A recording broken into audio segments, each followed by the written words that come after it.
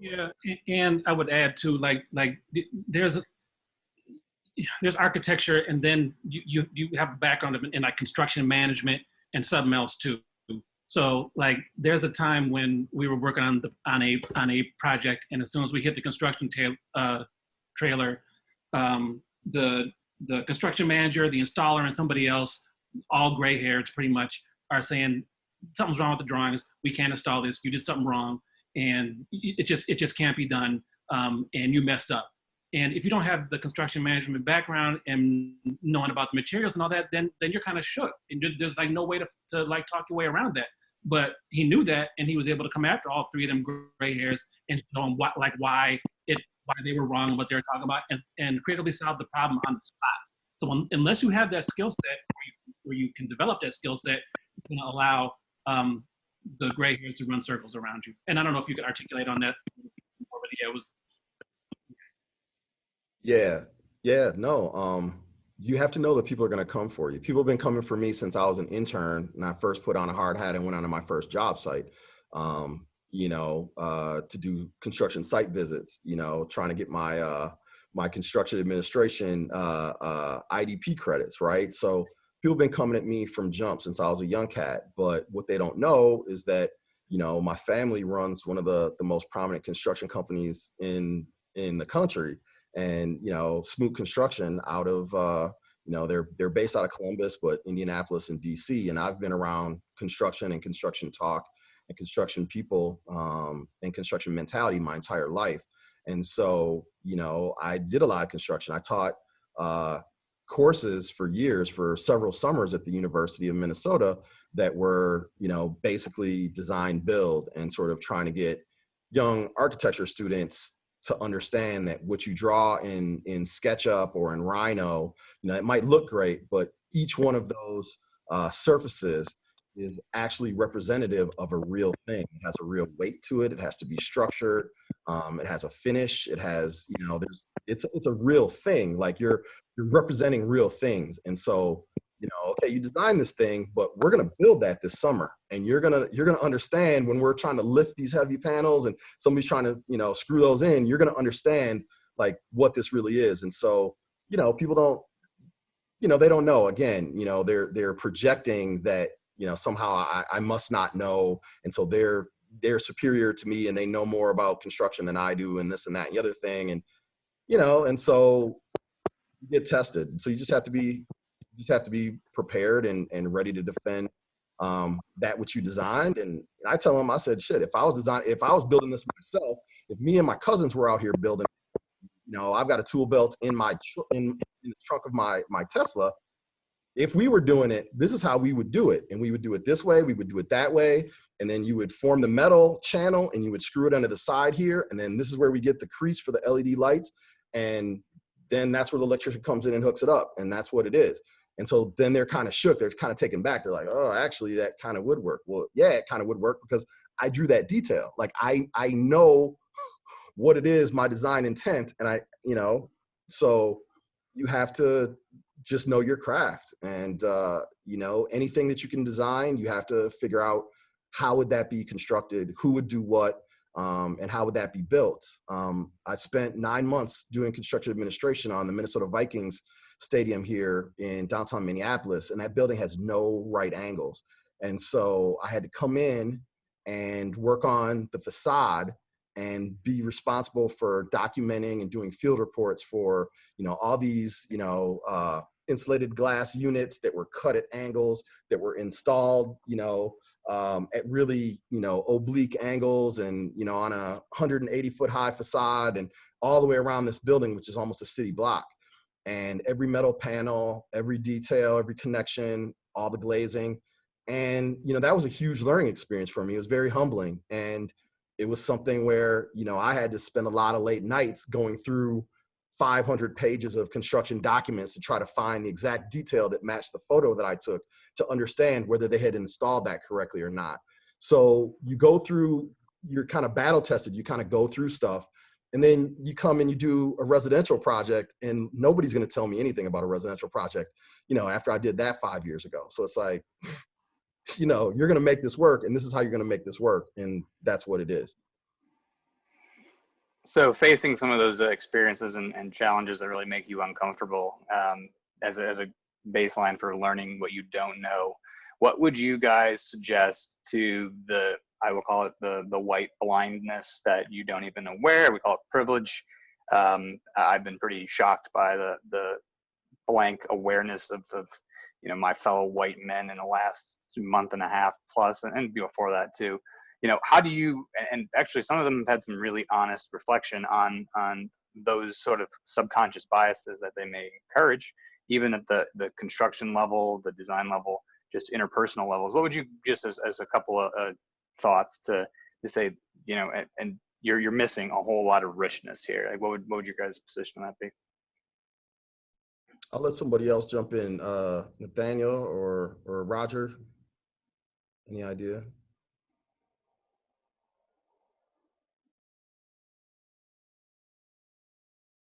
You're on mute. There you go. Honestly, I've been just soaking in. I knew that you guys had a lot of experience. I wanted to hear about, a lot that you guys had to say. But from my experience, there has been a lot of I would say people trying to sun you, when it comes to things that you try to do with design. And I can sort of speak to that in my school experience and just a little bit on the professional side. I would say in school, I would say to those people, like, look, me and you have two completely different experiences. Like the way I was brought up, the things I've seen, the experiences that I've had, are completely different from yours. So the way you see, this design, you see the world is completely different from mine. And it doesn't mean mine is wrong. And I think that's kind of what happens, is that barrier of pride kind of gets in the way, and it doesn't allow them to see basically what you're saying for actually like what it is. And they just see pretty much like who you are, as opposed to the things that you're saying, and don't understand like where you're coming from, what type of, experience that you have and all those things. So that's how I would speak to it.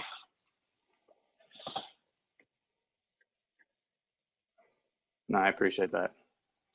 I think we'll turn so that our audience has a few questions that they can get answered honestly from you guys. Ola, do you want to take over some of this? Yeah, well, we want to first thank everybody for their questions, and thank you three for this conversation and your stories. It's been an honor to listen to the accomplishments you all have had, and continue to witness everything that that you'll be working on forward. So we'll start with the first one. And this isn't addressed to anyone specifically, so feel free to jump in and answer this question. How do we get recategorized in these RFPs and competitions to no longer be considered a risk? Is there a tactic from this current Black Lives Matter movement and its momentum we can learn from? Empty promises aren't enough. Yeah, no, I think that's fundamental to what's going on right now. And that's one of the things that I've been trying to use my voice and the platform that I have to directly address. This has to be, the clients have to be held accountable for, they say, all of these things. They, like I said, in these RFPs, they're starting to use the quote language, right? And they're interjecting all these things into the RFPs, but then when they're actually confronted with what that looks like I feel like they don't understand what that looks like. So they're describing this thing, and it sounds flowery and potpourri and smells great, and it's beautiful. And then when you actually say, okay, well, we're going to give you that, we're going to give you top-notch people, highly qualified, highly technical, highly talented, but they're going to be, diverse. They're going to be First Nations people. They're going to be, people of Caribbean descent, Southeast Asian people, African American people, whatever. And we're going to put that on a platter for you and be like, this is what you described in terms of what your team was looking for. This is what that looks like. And we have to find ways to hold them accountable to that. They cannot continue to say those things and then select the same mediocre ass white people that did the last 5 terrible buildings for them, right?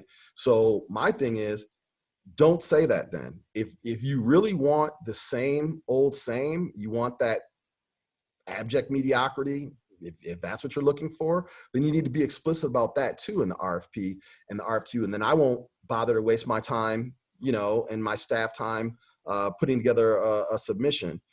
So we need to be able to hold them accountable for what they say. We need to be able to put them on blast for them not having procurement policies in place. If you're talking about you want to have diversity and you want to work with diverse architects and designers, et cetera, well, what's your procurement policy looking like? What are your goals and targets in terms of being inclusive, in terms of what percentage of your annual spend are you planning to do with women, people of color, Black-owned businesses, et cetera?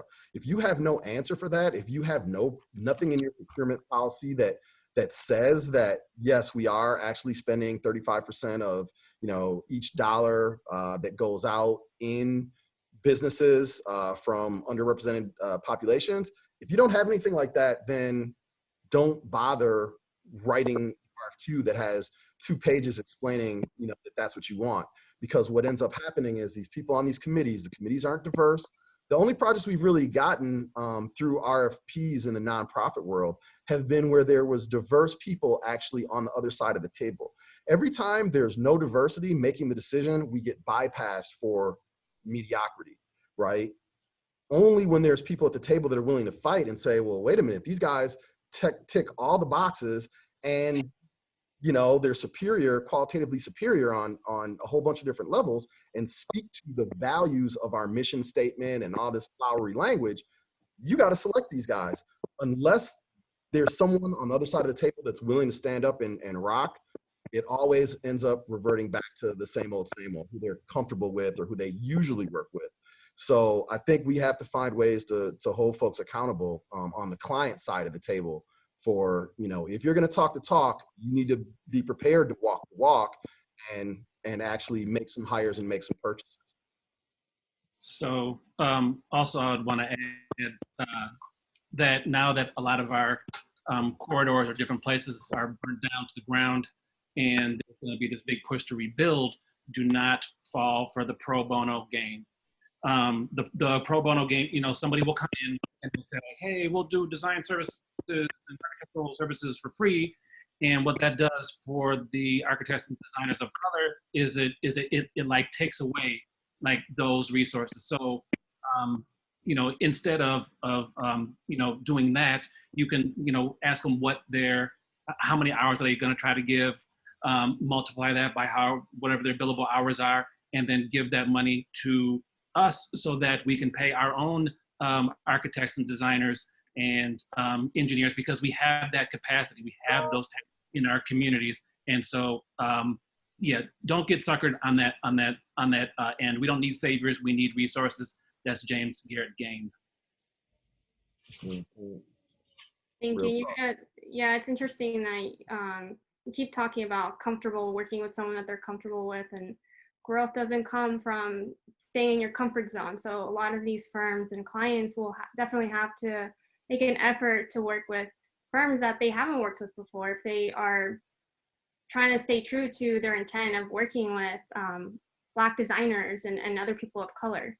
So moving on to the second question, what advice would you give to young people starting their career and finding their voice? And should finding a safe space in your workplace culture needed for growth and opportunities?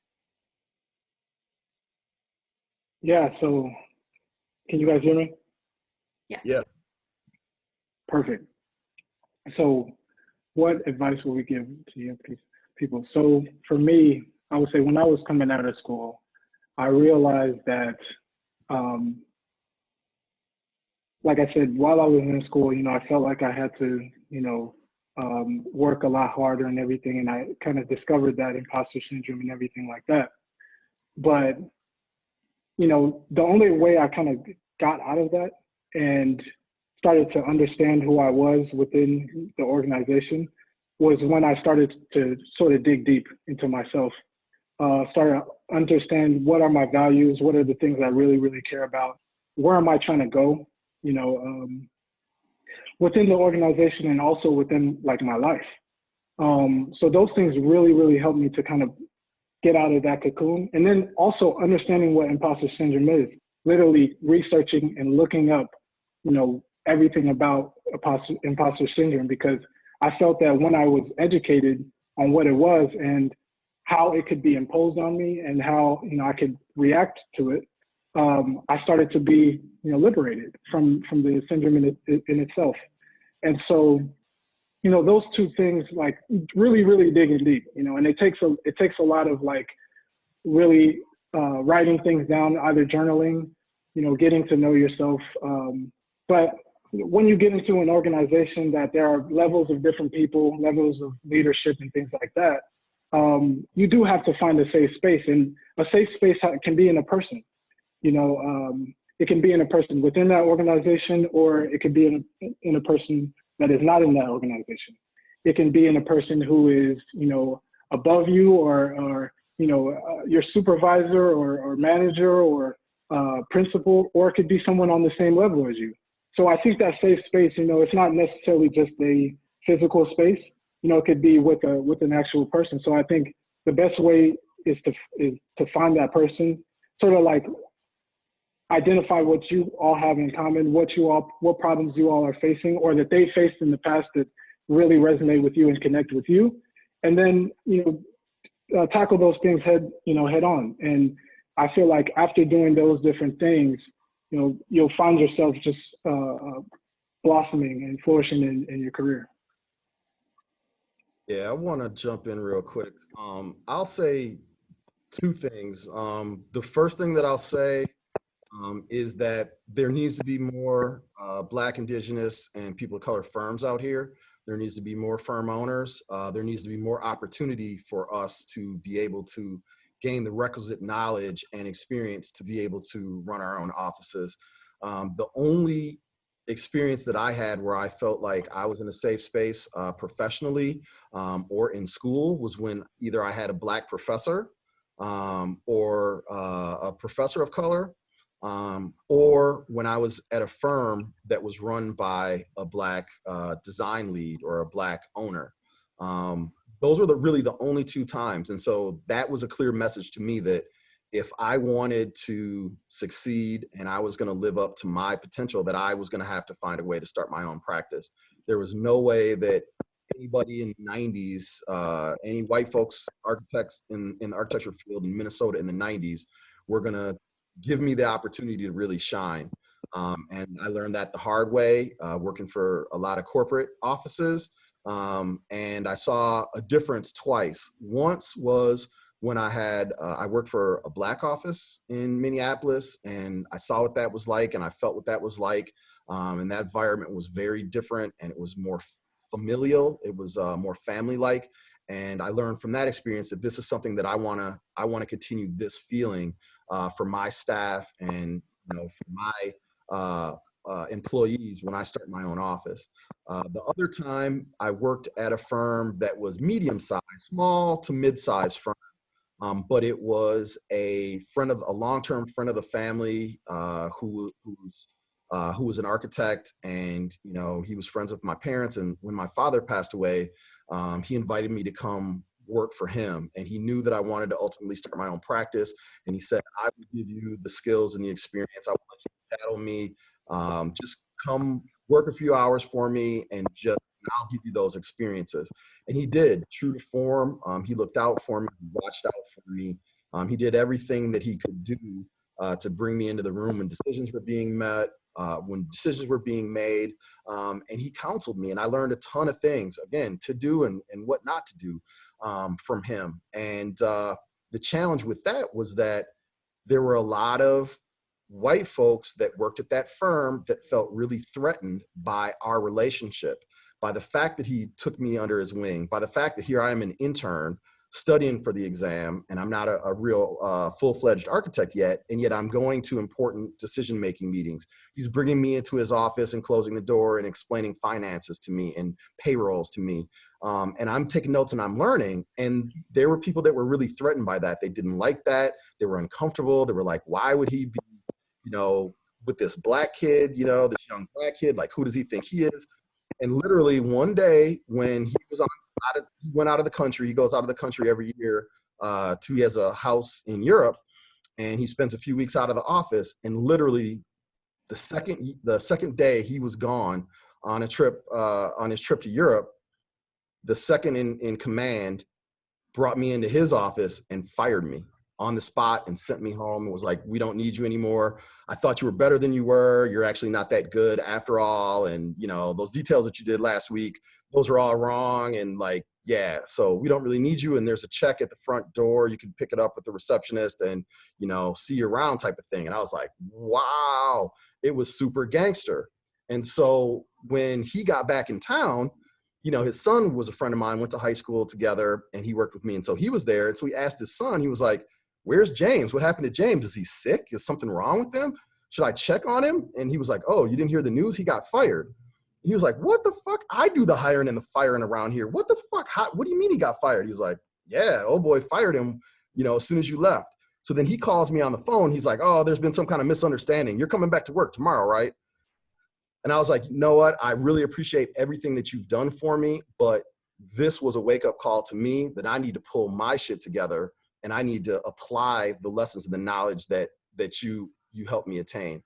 And so that's when I really went full speed for formula. And, you know, I haven't looked back since, but those are the types of experiences. Even when you think you're in a safe space, there's a lot of haters when you're the only Black person in a firm of 40 people. And even when, you know, the owner of the firm, the managing partner of the firm takes you under his wing and gives you those opportunities that you weren't going to be able to get anywhere else and that you haven't gotten, and is true to all his words to your family, to your, you know, your deceased father who was a friend of his.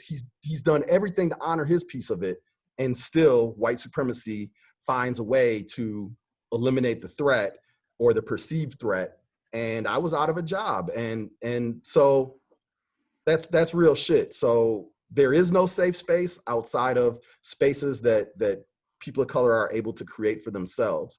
And I will bet that if you did a survey of firms where people of color are in charge, even the majority folks, even the white folks in those firms feel more comfortable. They feel more like management and leadership is more accessible. Things are done in a more egalitarian and fair way because the people that are running the office and making the decisions have been on the other side of that and are not going to perpetrate that level of fuckery onto their own people, regardless of what their ethnicity or their religious background or sexual orientation is. And that's been my experience, and I try to run my office, you know, to be the office that I wanted to have or I wish I could have worked for, and we just didn't have a lot of firms in the marketplace, still don't, here in the Twin Cities. Wow, thank you for sharing that. And that's a very, I'm sure it's from reading some of the comments, it seems like some people have experienced that as well. And as you can see, you're not the only one, fortunately, and it's something that keeps happening. But, you know, as you said, that experience led you to open your own firm, and it really it motivated you even more, gave you that drive. So thanks again for being so open. And, you know, like you said, we sometimes think that we can find allies in our own office, and we assume someone's going to advocate for us, but in the case, you're alone for most of the parts, especially if you're the only person of color in an entire office that's white. And so it can be hard sometimes. Moving on to the next question is somewhat similar to this discussion around safe space. How can young designers find safe spaces in the workplace? We already talked about that. This next part, how can their workplaces help create those spaces, those safe spaces to grow?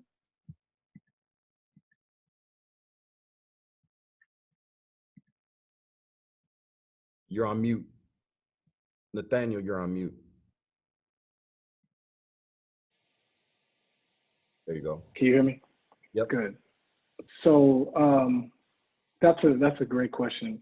I know for the firm I work for, Meticulous Design and Architecture, they give us the opportunity to be able to be a part of the design process itself.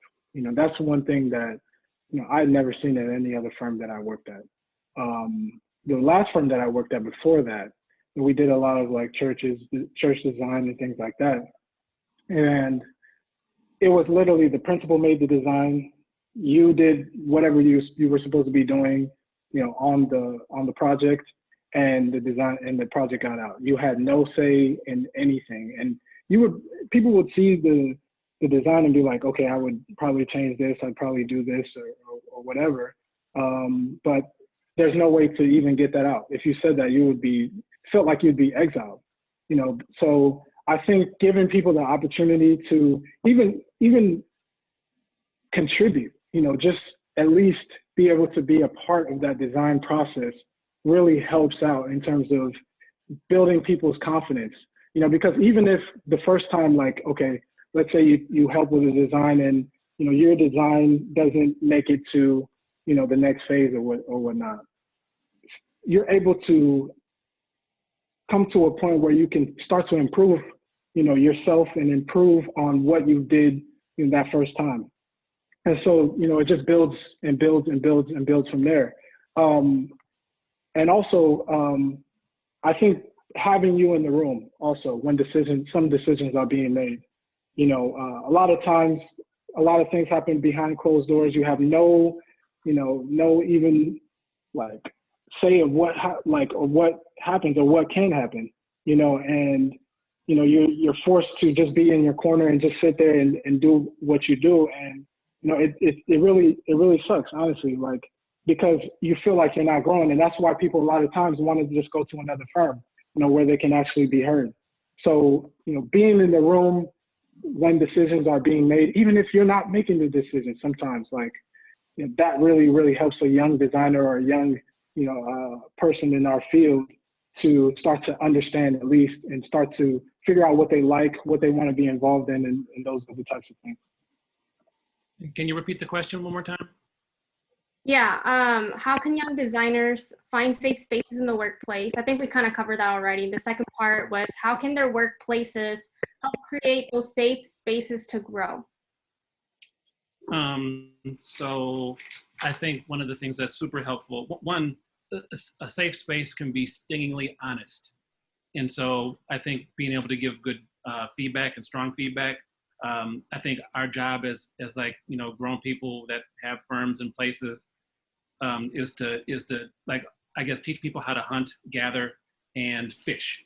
And then you can do it any way you want to. But I think it's really, really important to listen and to ask questions, and they will let you know the things that they need in order to have that space function well. Like I want to be able to be closer to this, either the studio, this area, these people. I want to be involved in this, or I need help or support in this area. So it's going to be different for different groups. But I think the important thing is to listen, ask questions, and then to have the power to be able to support that vision, because they're gonna let you know what they need, and now that we have the power to be able to do something about it, that's how we get winning young people out here. Yeah, I want to second that notion. Also, for me, I think it's about instilling confidence in folks. For me, we've had all kinds of employees. We've had, 20, 30 different employees over the last 18 years come through this office, and at different ability levels, different education levels, different everything. What I've learned in my experience is that I prefer to hire students that are, the super crackerjack students that are making magic happen at whatever level that they're at, and that they're, looking forward to challenges, and they have open minds about what it is their role is going to be. Because you can take a student like that and you can deploy that student into a number of different, or young architect in training or intern, you can deploy that person into a number of different situations and give that person a number of different experiences, so that they're not just like sitting pigeonholed in an office, doing Revit all day, or AutoCAD, which was, from my day, it was AutoCAD. Everybody was like a CAD jockey or a CAD monkey or whatever they would call the young people. And so you'd be sequestered away drawing toilet details or whatnot for months at a time, you know, some people years at a time, and some people never really recovered from that, or they never got out of that mold. And so they were kind of, you know, just, this is sort of your role. However, in smaller firms, in non-corporate firms, there's a wider net of opportunities that are in front of you, because in our firm, we got to have nimble people that can jump on the fly and switch gears and work on 2 or 3 different things at a time. And so one minute you may be drawing toilet details, and the next minute you may be doing, you know, pre-design planning diagrams for, you know, a client, like literally in the same day, you know. Those are the types of experience in sort of the way that I've come up that have been like the most valuable. So being able to be multifaceted, to be talented enough that you can learn new things, you're open to learning new things, and that you have a certain level of confidence that even if I don't know how to do this thing, I feel confident enough to give it a try. And then I know that my mentor architect is going to back me up. He's going to correct me. He's going to show me, you know, the correct way to do it. And he's going to send me back out there. And you're like, okay. He marked that up. Okay. That's okay. Got you. And that's how you start to really build the skills and the experience. But you got to have that confidence, and really you have to have somebody that backs you fully and believes in your ability. So, you know, if I have young people that are confident and that are talented, I can deploy them anywhere, and I can build them up. One of my former employees who I still mentor, Southeast Asian young man who's an awesome kid. He was one of my former students, and, you know, worked at the firm for several years. He recently made a comment to me in a text, something about, we need more formulas in the world. And I was like, word, yeah, you know, I feel that. Yeah, we do need more formulas. Like, I'm feeling that. He was like, yo, when I came in, it was like Mr. Miyagi. I was just doing wax on, wax off. He was like, when I left, I was like a kung fu champion. And I was out here, I was ready to get out here and kick ass. And so I was like, word, that's what's up. He was like, you guys had us doing all kinds of stuff that we didn't necessarily know was going to come together. But by the time we left and moved into, you know, another position in another firm, we had a multi-layered set of skills and a level of confidence that allowed us to be successful and take it to the next level. So, you know, that's my experience, and it's been validated by some of my former staff. Thank you all for your response. You guys have a lot of different point of views to provide. The next question, it seems like there is real trust needed for an iterative process, and humility and openness on the part of both the architect and the client. Do you choose clients who seem like they'll be able to meet you there? And the second part is, and for those who don't start there, how do you engender that humility and openness on their part?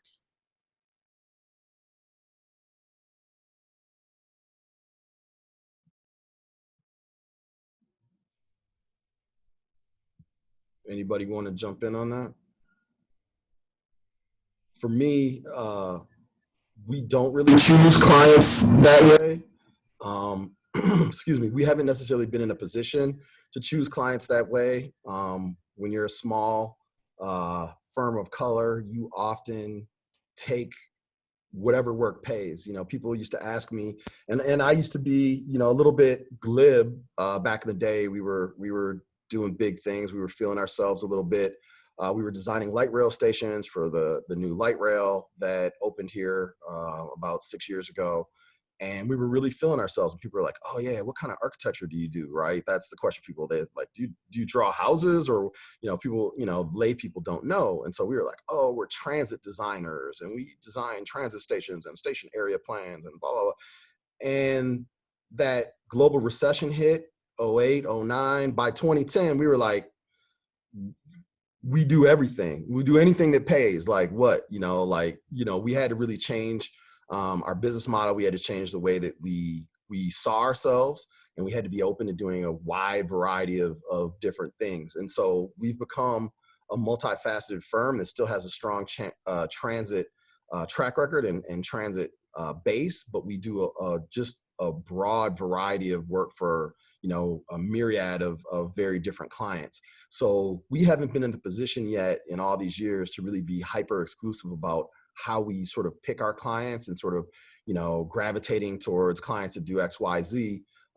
We've had to take them as they come, and we do the best to hit a home run with, you know, any pitch that they give us. Pitch in the dirt, you know, we try to get down, we try to, you know, drive it and pop it up. Something on the outside part of the plate, we try to go the opposite way with it and try to drive it into the gap towards the fence. So, you know, in the future, I imagine we're going to be, you know, we're starting to get a lot busier.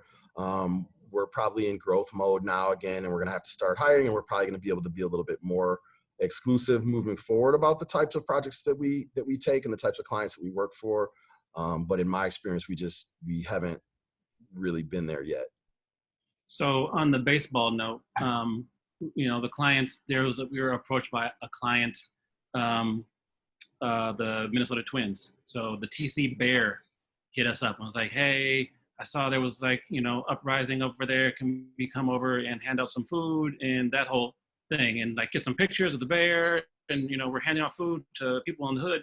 And it's just like, yeah, so what we need is a porta potty, and we also need a hand washing station, and we also need a drinking fountain. So you can bring over any one of those things, and then you can take a picture getting a drink or washing your hands, and that'd be great. But anything other than that, no, stay away from our block, because that's not what we need. But you wanted to get the props for like taking a picture of like feeding the kids in the hood, and it's like, no. So, you know, picking and choosing your collaborations is like essential, because otherwise it'll look like, you know, Twins have like chunky money. They can easily do that. So we were like, unless there's any one of those three things, thank you, but no thank you.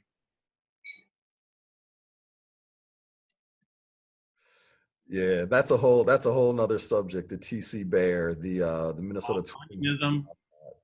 All right.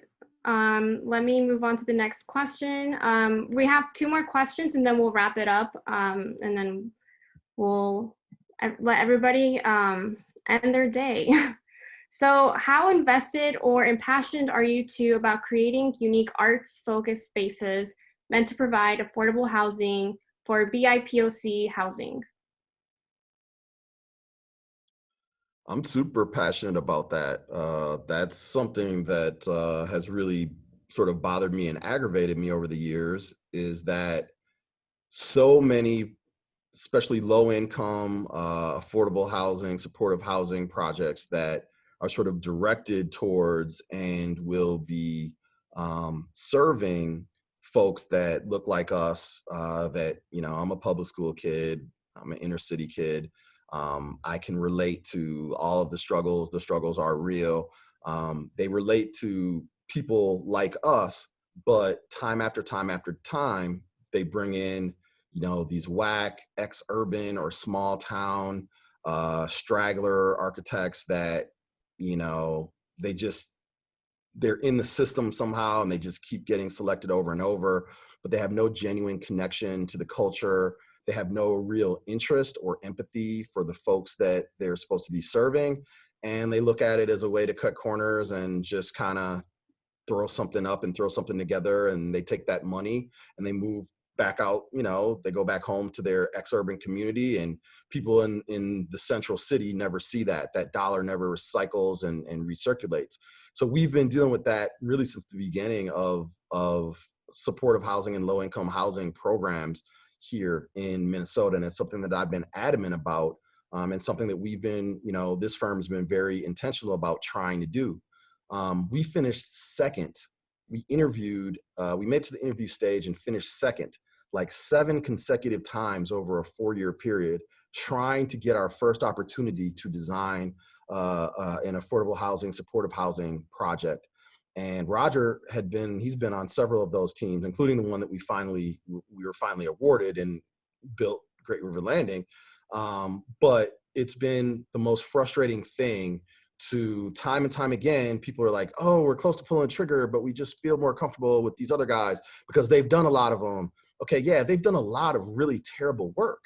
You know what I mean? Like, I've done a lot of projects. Our firm has worked on a ton of different things, from the Viking Stadium to the St. Paul Saints Stadium to the Target Center where the Timberwolves play, to, you know, transit architecture, you know, all over. We've done all these things, and we've done them at a very high level, right? And we've been acknowledged. We've won awards, national awards, AIA awards for the work that we've been involved in.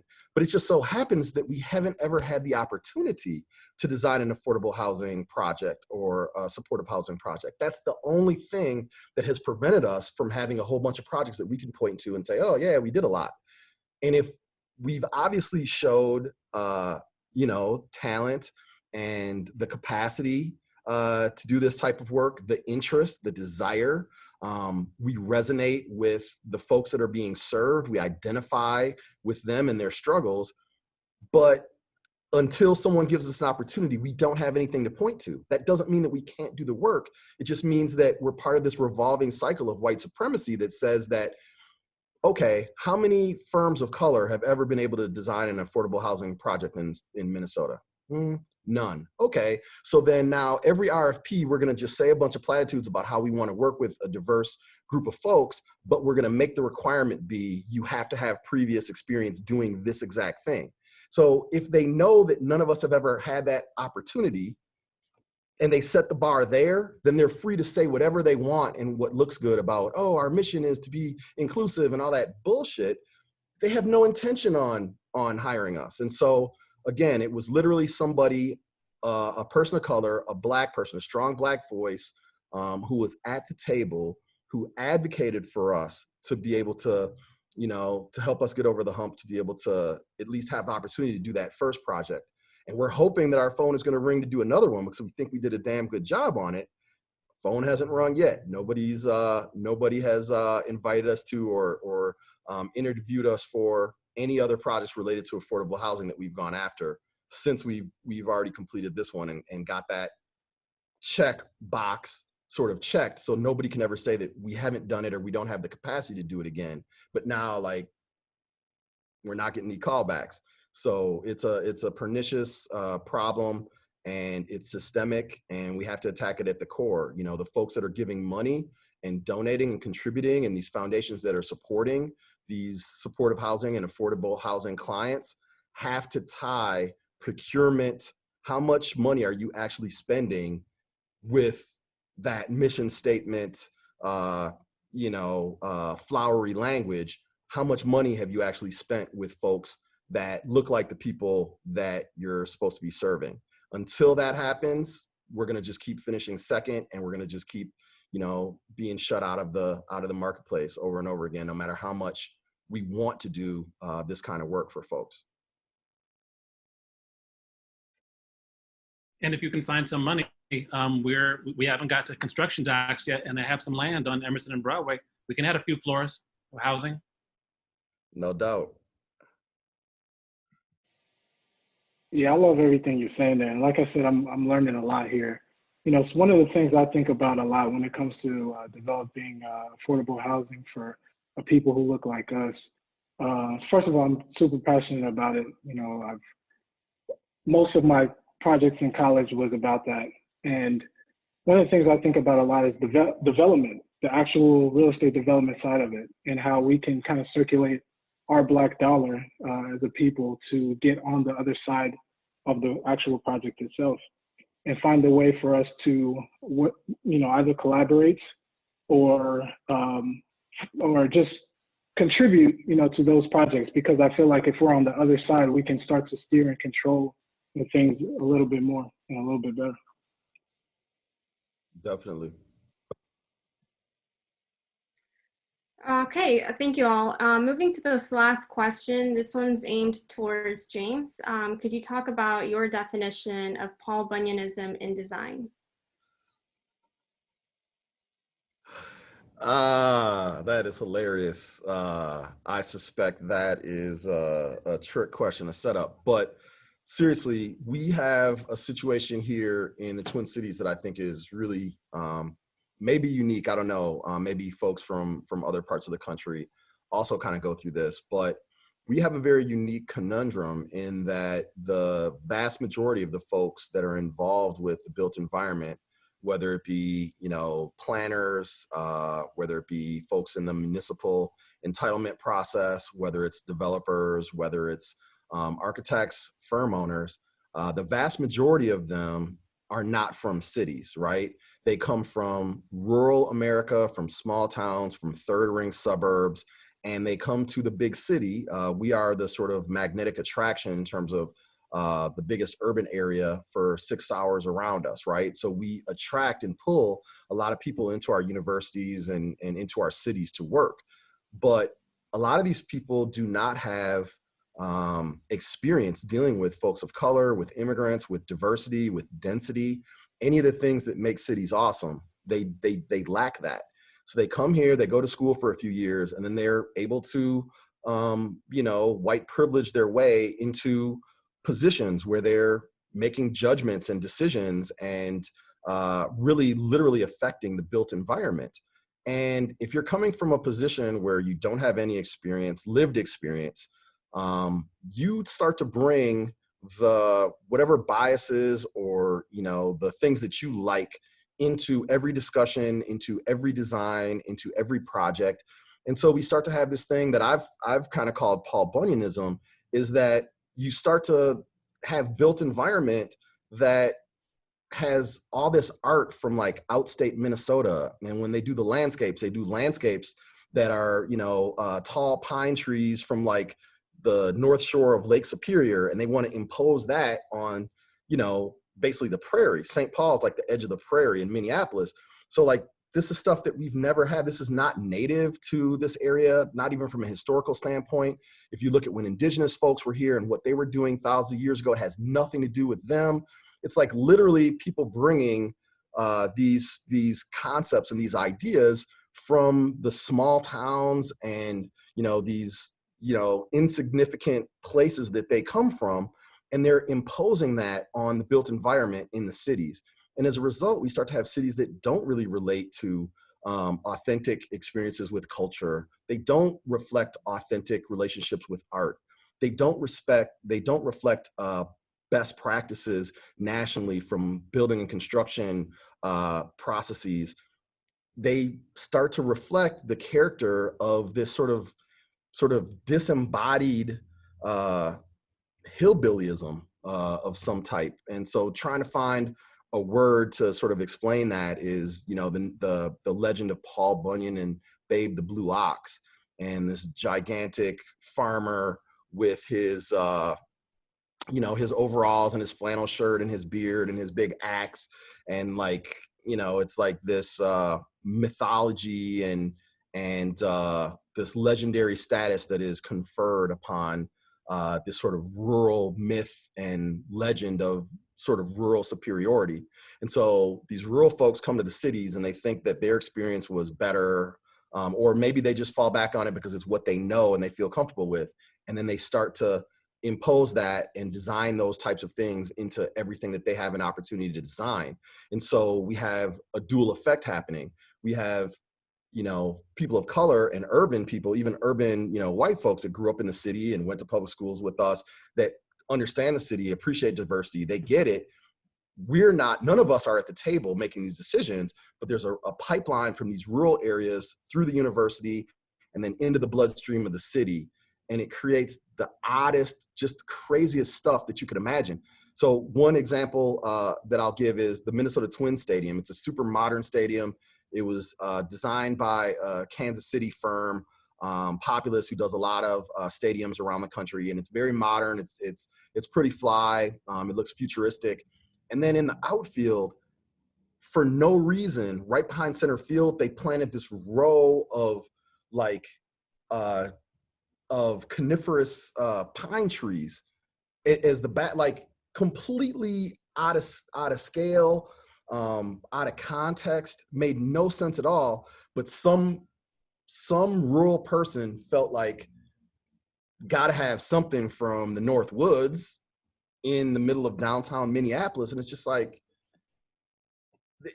there's a level of absurdity that it's surreal in a lot of respects. And and we have that all over our built environment here. And anybody that's been to the Twin Cities, if you now know to look for it, you'll start to see it all over the place.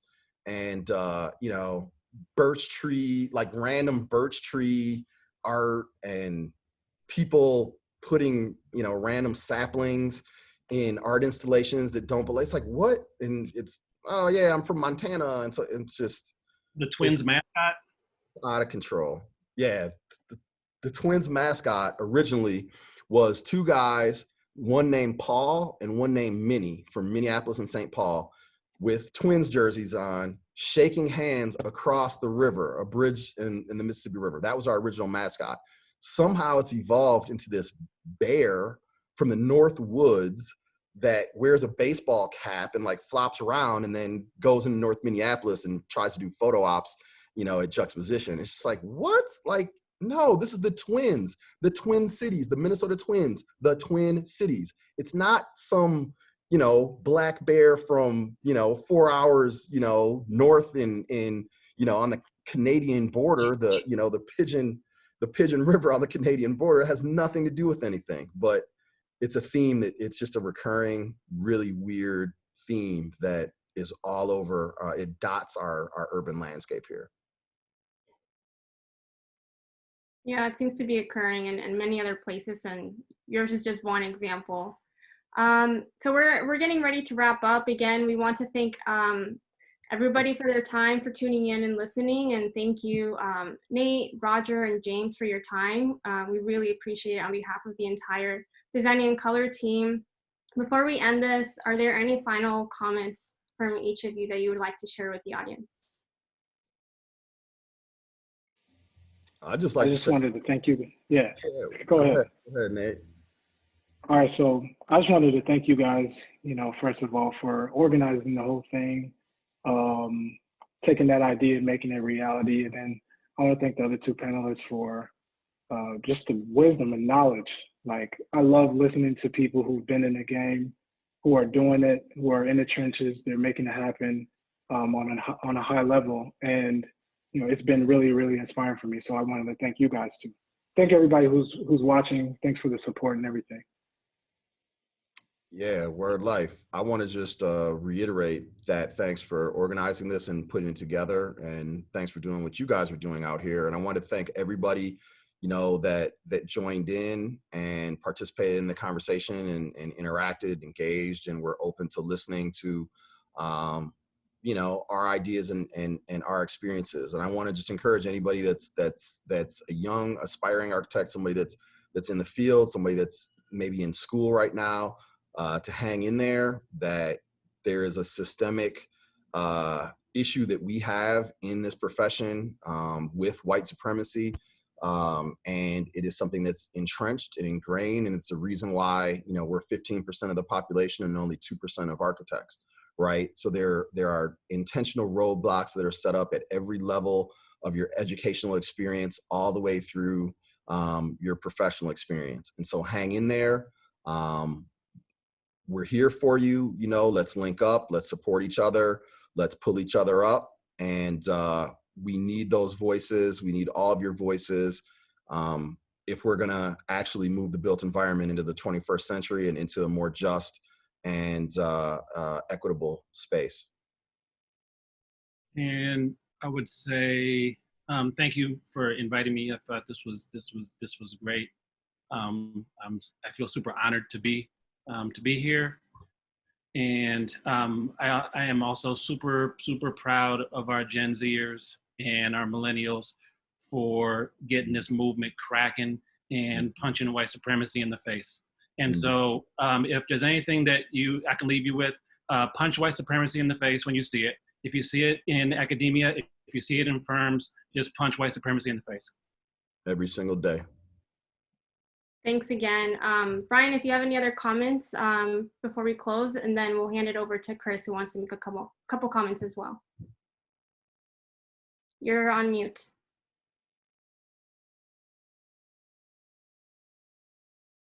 You're still on mute. I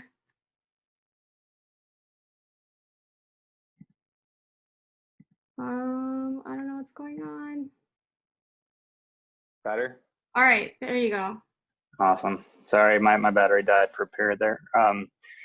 I don't think I could wrap it up any better than those three, closing it out there. So I just want to say thank you to Nate, Roger, and James for some really heartfelt and convicted statements. And for everybody out there, we're going to hope to do another series, another episode in the series, maybe early next month, and hopefully maybe one in September as well. Keep this conversation going. So be on the lookout. We'd love to have everybody, as big a group as possible for these conversations, because we need those voices to be spread. But yeah, just keep a lookout for social media, and we'll be reaching out. If you guys have any people that you think would be really fantastic to have as part of the panel, please share them with us. We want to connect more and find those voices and really amplify them. So, Chris, go ahead, man. Oh, there you go. First and foremost, hi, I'm Christopher Locke. For those who don't know me, I want to just give a quick shout out to my team. We started about 3 years ago, and I just want to reiterate something James said earlier about his experience in school, and the experience you talked about in the workplace, which led to you starting your own practice. I've had some of those same experience going back from my time at University of Michigan and my time, at ZGF Architects. I went through that same exact experience. And those same exact experience have led to the starting of Design in Color. And I just want to give a special thanks to the 5 people who have committed their time and effort. This is something that we do on our part-time. We all got full-time gigs, and all the 5 of us have worked together really hard to continue to create safe space and design sacred space for those people who have been identified as imposters, or those of others who haven't been given the privilege of space. So I just want to reiterate, and as one of the leaders of this group, how much I appreciate the 5 of you. Ruben, always back to Michigan, Brian, all of the great things you've been doing as a recent member to the group, Olga, all the awesome things you've been bringing from all the way from Arizona in the hot heat, and Jonathan and Opali. You guys already know. I just want to say I absolutely love y'all. I adore y'all. What work that we've done in the last year hasn't been something that we've been able to accomplish between the 3 of us, me, Apolly, and Ruben. And I just want to say that I absolutely love y'all, because this work has to be done as a team. You can't do it alone. You got to do it as a team. And for everybody else on this call, if you want to engage with us as a group, if you want to work with us as a group, as Nate reached out and we reached out to Roger and James, please do engage with us as a group. The conversations that are going to continue to happen in the next few months, they will engage different identities, different constructs, different conversations that expand on what James and Roger and Nate talked about today. So if you feel empowered, if you feel like your voice has not been heard, if you feel like somebody said something to you that puts you at a disadvantage in your career, I'm just telling you right now, personally, from my own experiences, that we will work with you to give you the opportunity to share those, to unrelease that trauma that you've gone through. Because as designers, if we cannot confront those challenges that we have been given, and at least have the opportunity to share those with the white supremacist structures that have been put in front of us for many years, as Roger talked about, then we'll be stuck. And I don't want anybody in this space to feel like they're stuck, at the very least. We want to give you the cannon, as Ruben would say, as the opportunity for you to move forward. So anybody on this call and those people who may have left earlier, share this message with them. We are here to work with you. Even in our part-time, we got full-time jobs, but we are here to work with you. And over the last week, we are now a for-profit entity in California. But our goal is to serve social missions in the best way we can. And our work currently is geared towards working with and consulting with firms about how to build design justice practices in their firms. So if you see your firm as being a space in which you need that consultation and that engagement of what it means to design safe space, because safe space is also a design dialogue. And as architects, as a profession, we have not constructed at least a thesis, as everybody likes to do, of what that really means. So we want to be able to work with firms and also educational institutions about what that means. Because if we can't do that, before we even talk about organizing and engaging with communities, you got to do the work yourself. You got to do this work yourself. So I encourage everybody, if you feel like you need that voice, please reach out to us. Love y'all. thank you to my 5 team members. I'm done. Ruben, end the call. Love y'all. Have a good night. Thank you, everyone. I really appreciate it. Have a great night. Peace. Bye, everyone. Thanks, man.